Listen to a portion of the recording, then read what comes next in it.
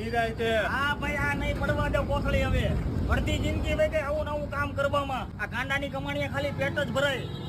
અને આ ધંધામાં હે ને કાંઈ ભેગું નહીં થાય. મારે 2 નંબરનો ધંધો કરવો કરીએ ચાલુ. ઉપર રે મારે દાદા બાપુ ડોન જાણીતા છે, 2 નંબરનો ધંધો કરે છે. હાલું તને એની પાસે લઈ આ કોને હારે લઈને આવ્યો છો? દાદા બાપુ આ ભાઈબંધને 2 નંબરનો ધંધો કરવો છે. આને કરવો છે? હા, કરવો છે.